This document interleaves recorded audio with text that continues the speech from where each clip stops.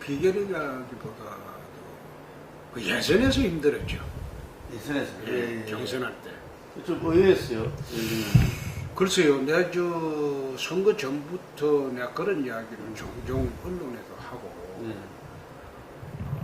박근혜 정부 성공을 위해서 범여권이 총결집을 해야 된다. 결집을 하지 않으면 정부가 굉장히 어려운 사태가 올 것이다. 그래서 범여권 결집을 요구를 쭉 해왔는데, 의외로 그 광역단체장 경선에서 몇몇 곳에서는 친박들의 전횡이 심했습니다. 도를 넘었어요. 도를 넘어서 소위 그 친박 인사를 세우기 위해서 비박 사람들 압박을 넘어가 있어요. 근데 돌이켜보면은 박근혜 대통령 당선 때, 당시 이제 12년도에 PK, 특히 경남 지역에서 40%가 그때 굉장히 아슬아슬한 가운데서 지사님이 나오면서 대선에서 36%인가? 그렇죠. 으로 묶고 나왔지 않습니까? 부산까지 바람이 불었는데 경남으로는 안 넘어왔죠. 같이 보궐선거를 하면서. 그래 했는데, 요, 이제, 정권 출범 초기에,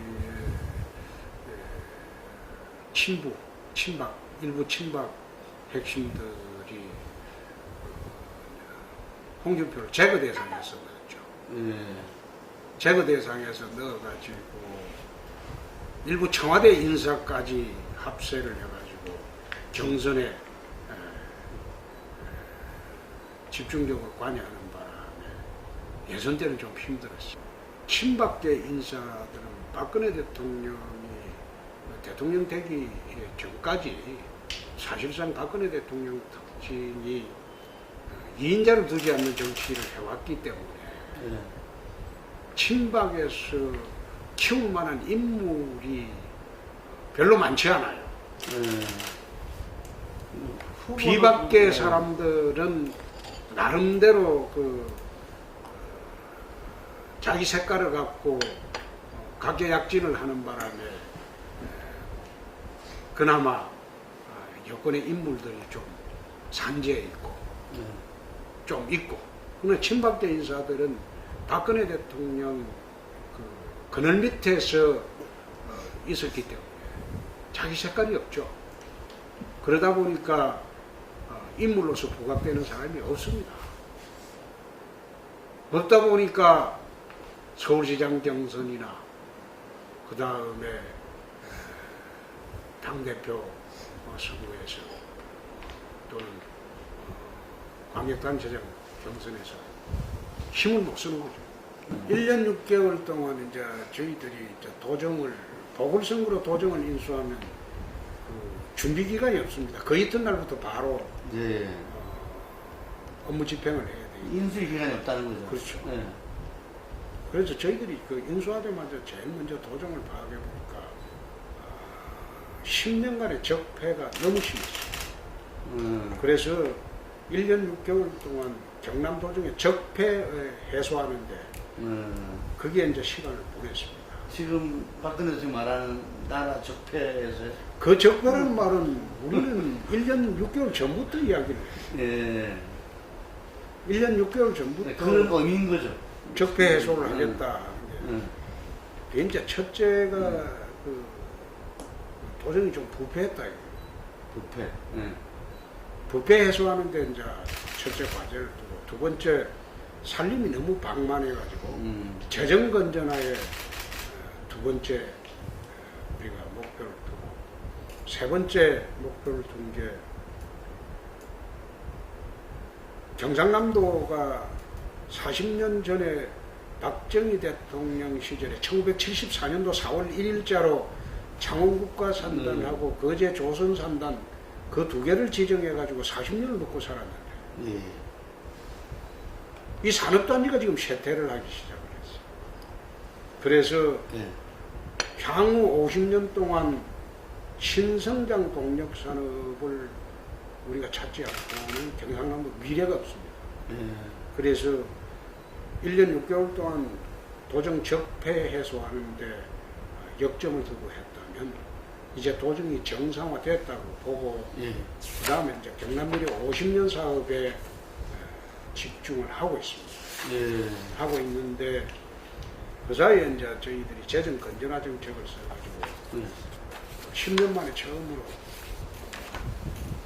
도의 채무를 3,700억을 갚았죠. 예. 갚고 재정 건전화 원년이 금년입니다. 예. 도정을 맡아서 1년 만에 한 3,700억을 돈을 갚고 10년 만에 이제 채무가 이제 감소로 지자체 채무가 감소로 가고 정부에서 그 지자체 재정 그 건전화 이야기하기 전에 우리는 1년 6개월 전부터 재정 건전화 정책을 써가지고 우선 채무 감소에 성공을 했고 그리고 그가대로 MRG 그것을 재구조화를 했습니다. 재구조화라는 게 뭐 별게 아니고 재계약을 합니다. 재계약을 해가지고 우리가 37년간 2조 한 7천억 부담해야 됐던 계약을 이제는 향후 우리가 천안 몇백억이지? 도로반 1,800억? 미국에서 2,500억. 한 2천억 정도 우리가 도로 환수하는 예. 우리 재정상으로는 2조 한 9천억을 이득을 받죠. 그 이제 MRG를 협상에 의해서 재계약한 거는 지금 한국 최초입니다. 서울시에서 그 지하철 MRG 그 재협상한 거는 소송을 합니다. 그래서 재정 건전화 정책이 성공을 해가지고 지금 재정이 정상으로 돌아가고 그 이제는 경남 미래 50년 사업 말하자면 동쪽에는 나노테크, 서쪽에는 항공, 남쪽에는 해양 플랜트, 북쪽에는 항로화 클러스터 사업 그리고 그 진해 운동에 남해안에는 글로벌 테마파크 사업 그 5개 사업을 지금 신성장 동력산업으로 보고 경남의 산업 지도를 바꾸고 있습니다. 그게 이제 이번 임기 동안에는 그 기반이 구축되는 겁니까? 그렇죠. 예. 임기동의 기반만 구축이 되면 그 다음부터는 예. 사실 이것은 세팅만 해놓으면 산업은 굴러가게 돼 있습니다. 박정희 대통령 시절에 그 창원에 이거 논밭에 뻘밭에 예. 공단한다고 발표해놓고 사실 이 공단이 형성되는 게 30년 걸렸습니다. 예. 형성되고 난 뒤 보니까 창원의 기계공업 산업이 대한민국 기계공업의 37%가 창원에 있습니다. 마찬가지로 경남에서 미래 50년 사업으로 추진하고 있는 것은 3년 내 세팅만 하면 네. 그냥 이게 신성장 동력성으로 흘러가게 됩니다. 예. 자치재정권하고 네. 자치조직권 문제인데 네. 자치재정권 문제는 지금 국세와 지방세의 비율이 8대1로 되어 있습니다. 네. 그럼 이것은 6대4까지 가지 않고는 지방정부가 살아나기 어려워요. 예. 일본은 어느 정도입니까? 일본은 굉장히 지방자치 일본은 발전돼. 지금 지방화 시대가 발돼 있죠. 예. 근데 우리나라가 유독 중앙집중으로 될 수밖에 없는 것은 중앙집중 될 수밖에 없는 것은 모든 재정 운용권이 재정의 80%가 중앙에 다 지고 있습니다. 중앙정부에 의존하지 않을 수가 없죠. 그래 하다 보니까 지방정부로서 독자적인 재정 운용을 하기가 어렵죠. 그러니까 지방이 중앙에 예속화된다는 말이 계속 나오게 되는데 국세와 지방세 조정은 지금 아마 정부에서 조금씩 양보를 하고 있어요. 예. 지방 소비세를 갖다가 상향시켜주고 조금 하고 있는데 그거로는 부족하고 전체적으로는 한 6대4 정도로 국세 지방세 비율이 좀 달라져야 돼요. 두 번째 이제 국회에서 이루어져야 된다. 그렇죠. 조세법률주의니까. 네. 두 번째가 이제 자치재정권 문제인데 지금 그 지방의 부지사가 전부 1급으로 돼 있어요. 1급으로 돼 있는데 사실상 이게 내려와서 보니까 부지사 정도 되면 차관급으로 해줘요. 이게 관선 도지사 시절의 부지사가 규정이 차관급이잖아. 그렇죠. 예. 지금 사실 도지사가 차관급이라고 한다면 누가 믿겠습니까? 그렇죠. 과거하고는 틀리죠. 예. 관선 시절에 도지사가 차관급인데 그 시절에 만들었던 직제 가지고 지금도 운영을 하고 있어요. 아, 직제는 그때는 지금. 그렇죠. 근데 그게 잘못된 게 지금 도지사 차관급이라고 하면 그 3선, 4선하고 대선 후보하는 사람들이 지사로 내려오겠습니까? 그 시대가 아니거든요. 지방화 시대가 되었기 때문에. 그래서 지금 아마 그 정무부지사나 행정부지사나 부지사를 갖다가 정무직으로 해줘요. 차관급으로. 또 시군의 부군수나 부시장을 지금 보면 4급으로 돼 있어요. 50만 이상 도시는 또 2급으로 돼 있고 50만 이하 도시 또 50만에서 15만 그 사이의 시는 상급으로 돼 있고 15만에서 10만 사이에는 그 뭐 15만 이하의 시군은 전부 4급으로 돼 있어요. 근데 시군에 가면 4급이 그 외에도 두 사람 더 있어요. 그래 있다 보니까 부군수 부시장과도 통솔이 안 돼요. 근데 중앙에는 지금 과장도 지금 상급이거든요. 근데 그 지방의 시장, 부시장 부군수를 4급으로 해놓으니까 아예 지방행정이 통제가 안 돼. 그래서 그것도 급수를 조정해요. 그리고 이 지방에 내려보니까 국장 하나를 늘리려면 안행부 안전행정부 그 승인을 받아야 되는데 그 승인 안 해줍니다. 지방행정은 다하게 펼쳐 있는데 그게 30년이나 지금이나 정원을 묶어 놓으니까 그 지방정부 운용이 안 되죠. 정을 풀어줘야 돼. 통일 정원점이. 그렇죠.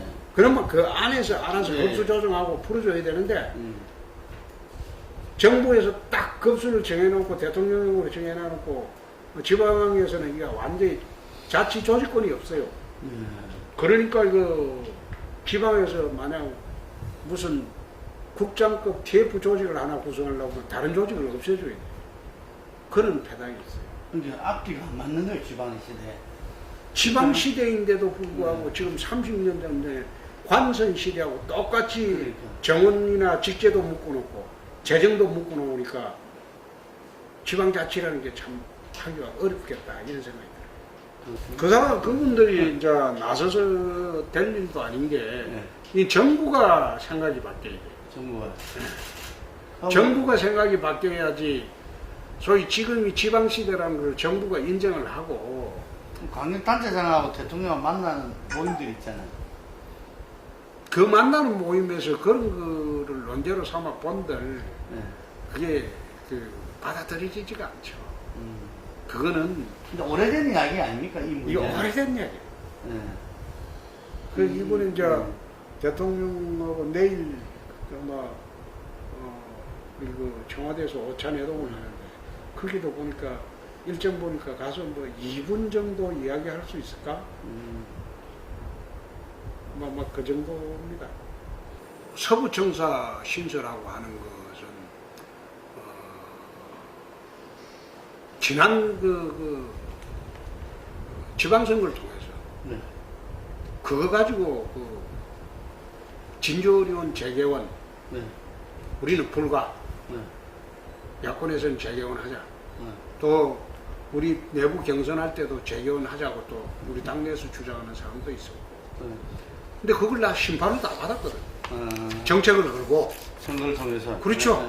압도적으로 심판을 받았는데 정책을 걸고 심판을 받았으면 이제 거기에 대해서는 시비가 없어야 되는데 이 끝나도 일부 시비가 있어요.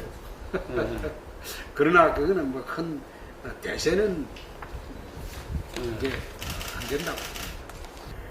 정치를 하는 사람의 최종 목표는 언제나 국가 경영입니다. 예. 대통령이란 권력이 탐나서가 아니고 예. 정치를 한번 해봤기 때문에 예. 내가 대한민국을 맡으면 대한민국을 어떻게 한번 만들어 보겠다. 예. 국가 미래에 대한 꿈이죠. 예. 그래서 정치인이 대통령 하면 하겠다는 게 그게 비난할 거는 안 돼요. 그럼요. 비난해서도 안 되고. 예. 그리고 이제는 과거하고 달라서 지역주의도 많이 탈피됐고 예. 그러기 때문에 누구한테 나라를 5년 맡기는 게 참 국민들이 나라에 덕이 되고 국민에 덕이 되는가 예. 그건 한번 생각해 봐야 할 겁니다. 예. 그래서 대통령을 하고 싶다고 해서 나라를 맡아서 어떻게 한번 해보겠다 이게 비난할 게 안 된다고 봐요. 안 된다고. 두 번째, 최근에 와서 참 유감스럽게 생각하는 거는 최근이 아니고 문민정부 등장하고 난 뒤부터 참 유감스럽게 생각합니다. 93년도 이후부터. 지지율, 인기, 그 다음 소통, 예. 이걸 강조하다 보니까 정치적 결단이 없어진 시대가 되어버렸죠. 말하자면 지도자의 결단이 없는 시대가 되어버렸죠. 지도자가 결단을 내리지 않아요. 다 파퓰리즘에 그렇습니다. 네? 소통이라는 게 위원회 만들어가지고 소통만 하고 위원회에서 결정된 거 그대로 집행을 하는 기능이라면 그 위원회 결정이라는 게 얼마나 장시간 소요되고 어렵습니까? 그게 또 다 옳은 게 아니거든요. 그러니까 거기에 전부 의존하고 정치적으로 책임을 안 지는 시대가 되어버렸어요. 예, 근데 노무현 대통령 시절에 위원회가 과연 몇 개 있었습니까? 청와대에. 셀 수 없이 많이 있어요. 수학이 많네. 그럼 그 위원회에서 정책 논의해갖고 제대로 된 결론 내는 게 별로 없어요. 그러면 5년 동안, 이 짧은 기간 동안 대통령이 아무 일도 못하고 그냥 세월만 보내는 겁니다. 그래서 지금은 정치적 결단의 시대가 없는 그런 시대가 됩니다. 예컨대 어느 지방자치단체장이 나는 아무것도 하지 않는 시장으로 남기는 한다. 이 말을 했는데 그 말이 믿기지는 않는 시대가 되어버렸어요. 아주 겸양을 표현으로서. 그건 겸양이 아니고 정치적 결단이 없는 거지. 그걸 갖다 모두 위원회 소통에 다 맡기고 자기가 하는 일이 없어. 그럼 그거 가져오면 그대로 집행을 하냐? 그저 집행이 안 돼요. 그래서 소통도 중요하지만 정치적 결단이 다시 요구되는 시대가 되지 않았나? 나는 그런 생각을 합니다. 세월호 참사 때 이제 국가 개조를 하겠다 그랬죠. 예. 세월호 참사 과정을 보면 그게 왜 국민들이 분노를 했겠습니까? 유병의 사건 때문에 분노를 한 것도 있겠지만 실제로는 배가 침몰하는데 선장이 도망간 것도. 아니 선장 도망간 건 개인의 문제. 네. 해경이 출동을 해서 예. 30분 동안 배주위를 빙빙 돌기만 하고 구조활동을 하지 않았다는 겁니다. 골든타임 시간. 예? 예. 그게 앉아서 만약 해경이 거기에 망치나 들고 들어가서 문을 깨든지 그 들어가고 올라타가지고 구조활동을 하고 전부 나오라고 과음치고 그렇게 했다면 과연 그 사람들이 그렇게 몰살을 했겠습니까? 내가 그 TV를 보면서 안타까웠던 게 그게 계속 그 장면이 나오는데 예. 구조활동으로 배에 뛰어 올라가지도 않고 빙빙 돌았다 이거예요. 예? 빙빙 돌고 그게 우리가 불이 났을 때 소방관들은 안에 사람이 있다고 하면 뛰어들어갑니다. 그렇죠. 예. 예? 구하러 뛰어들어갑니다. 그래갖고 소방관이 순직할 때가 있어요. 근데 그 순직하는 소방관에 대해서 우리 얼마나 참 눈물 흘리고 감격을 합니까? 해경이 왜 해체가 되어야 되느냐?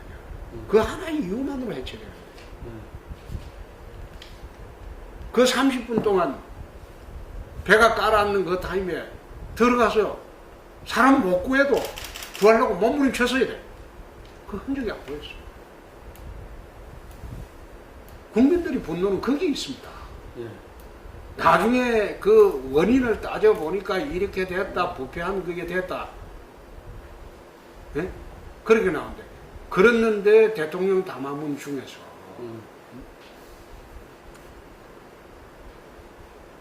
대통령께서 하신 말씀 중에서 관폐하 이야기를 했어. 모든 책임이 관폐하한테 있는 관료 마피아야. 근데 거기에는 극히 일부의 관료와 그 관료 출신 중에서 밑에 산하단체 로비스트하고 그 부패 스캔들입니다.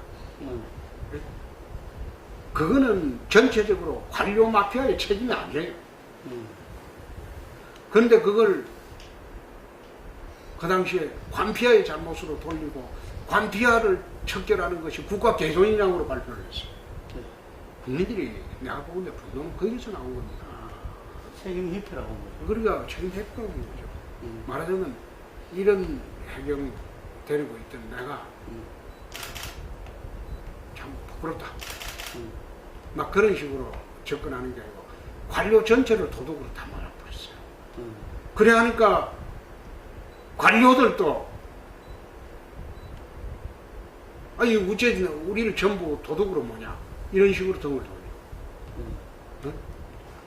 그리고 국민들 보기에도 저게 이렇게 일부 관료 마피아의 책임이다. 그게 아니다. 또 이번에 한번 봐보세요. 유병의 사건 그거 터졌어요. 검찰이나 경찰에 챙기는 사람이었죠. 저 수사지휘한 인천지검장 책임이 아니고 그거는 더 높은 데서 책임져야 돼요. 응? 인천지검장 최재경 지검장이 아주 수사 잘하고 훌륭한 검사예요. 근데 최재경 검사장 혼자 책임이겠어요?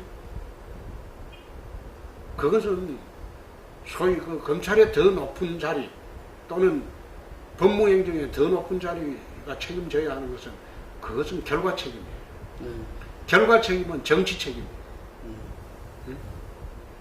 사법 책임은 아니고 행위 책임은 아니고 결과에 대한 무한 책임을 지는 자리 높은 자리 가면 결과에 대한 무한 책임을 져야 돼요.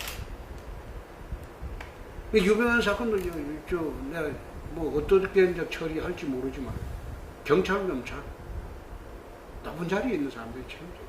결과 책임져요. 이게 무슨 책임지는 풍토가 없잖아요. 그래 하다 보니까 이런 형태가 계속 가면 무책임한 정치권하고 똑같이 무책임한 자리들만 양산하게 돼요. 그래서 내가 세월호 사태도 보면서 참 안타깝게 생각을 했는데 박근혜 정부가 들어와서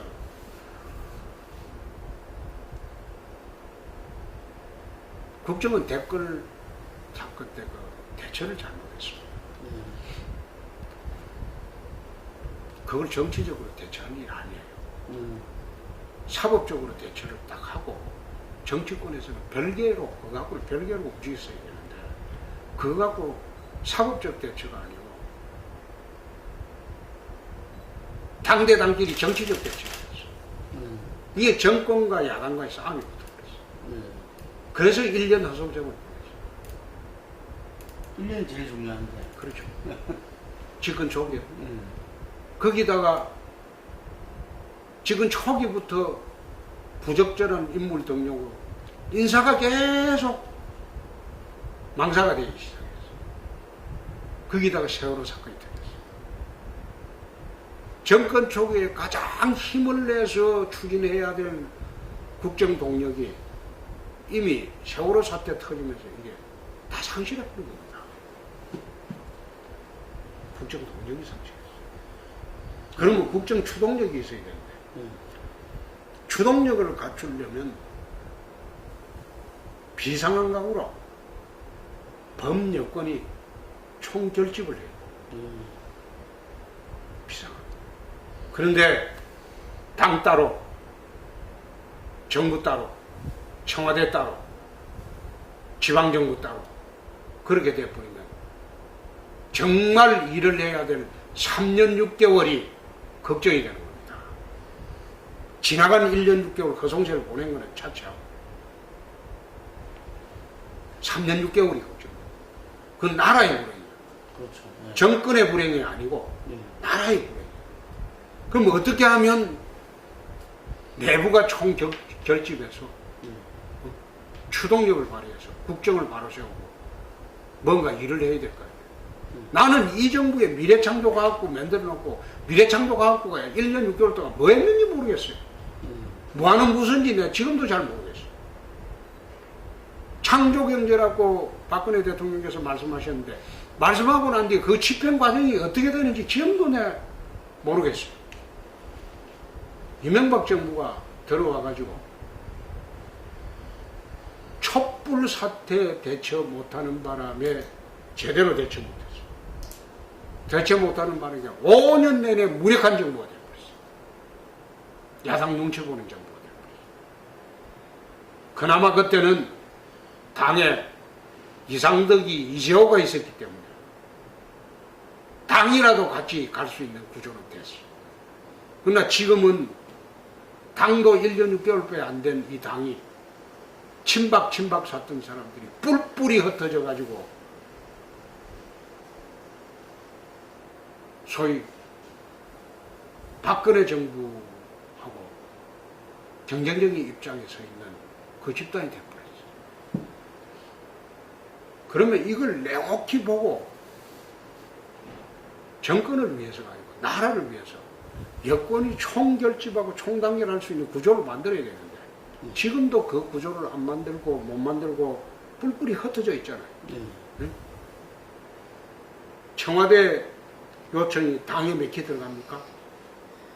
1년 6개월밖에 안 됐어요. 이 정부가. 그게 안 맥히잖아요. 이번에 전당대회 보세요. 대통령이 전당대회에 참석했는데 전당대회 석상에서 친박 좌장이라는 서청원 대표가 김무성 대표한테 1000표 이상 줬어요. 당일 대의원. 당일이었어요. 그 당일 대의원들은 당연직이고 우리 당의 가장 프로들만 모이는 장소입니다. 시도의원들하고 당연직들, 중앙위원들하고 자치단체장, 국회의원들하고 당연직들 프로들만 모이는 장소에서 참패를 했다 이거예요. 그나마 대통령이 참석한 자리에서. 왜 그랬을까? 그 생각을 해요. 그 사이에 일부 친박들만 똘똘 뭉쳐가지고 친박도 전체가 뭉친 건 아니라고 난 봅니다. 똘똘 뭉쳐가지고 얼마나 전횡을 심하게 했으면 우리 당의 프로 집단인 당연직 대의원들이 등을 돌렸겠느냐. 거기에 대해서는 나는 이 정부나 청와대나 친박 핵심들이나 대통령이 심각성을 느끼는지 이야기가 없대. 심각성 느껴야 돼. 왜 이래 됐냐? 그럼 그거에 대한 반성이 있어야 돼. 그럼 새로 전부 우리를 법률권이 총 결집할 수 있는 그런 풍토와 계기를 만들어야 돼. 그래 안 만들고 청와대 따로, 정부 따로, 당 따로, 또 여권 자치단체장 따로 가버리면 이것은 범여권의 불행이 아니고 나라의 불행이에요. 김무성 대표가 말하는 그 논리가 맞아요. 네. 응? 맞는데 왜 나라를 생각하고 범여권을 생각하고 그런 큰 틀에서 정치를 하려고 생각하지 않고 감정으로 하느냐. 그건 안 되지. 네 편 왜 가르느냐. 여권 내에서도. 그렇죠. 그래 하면 안 되지. 지방선거는 끝났어요. 지방선거 끝나고 지금 재보선을 하고 있는데 총결집을 해야죠. 그 총결집을 한 역할은 김무성 대표도 해야 되지만은 청와대가 주도를 해야 돼요.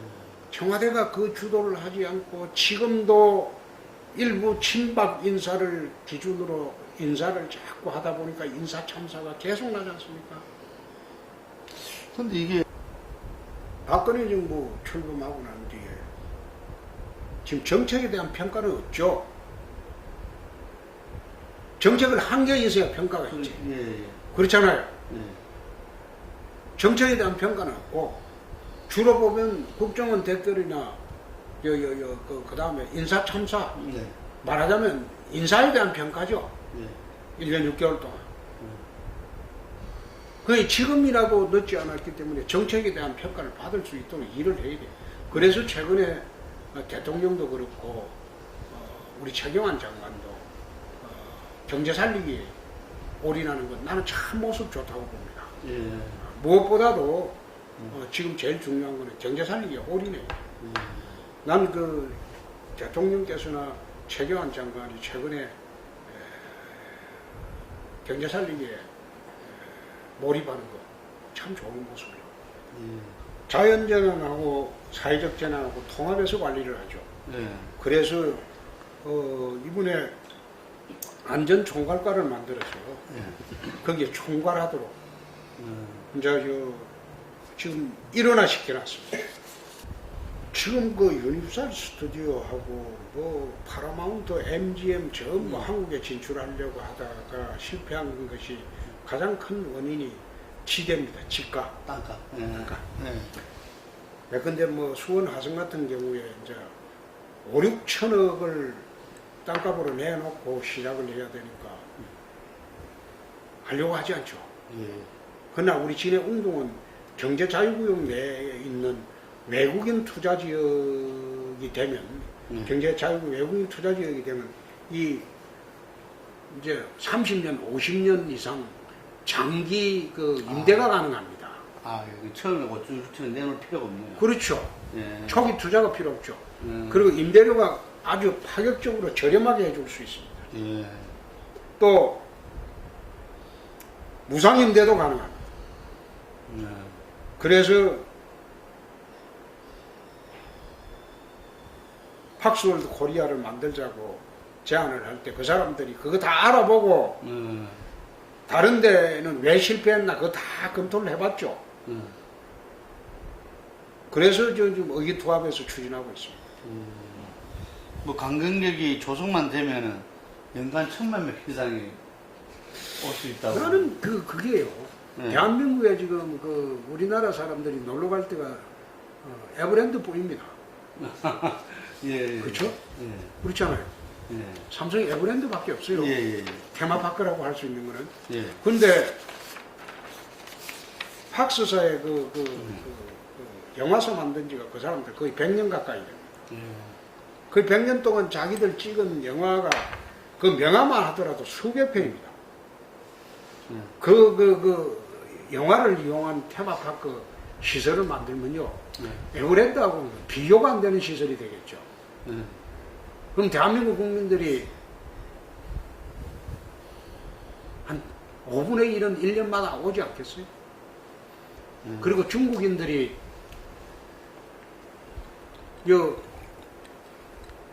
크루즈 타고 예. 들어오면 진해항에 정박을 할 수 있어요. 부산 신항에. 예. 부산 신항 바로 옆입니다. 예. 그래서 지리적인 여건도 팍스사에서도 판단하기는 지리적인 여건도 동북아시아 최고라는 거죠. 서두에 이야기했던 대로 현재는 정치적 결단이 없는 시대입니다. 아, 예. 말하자면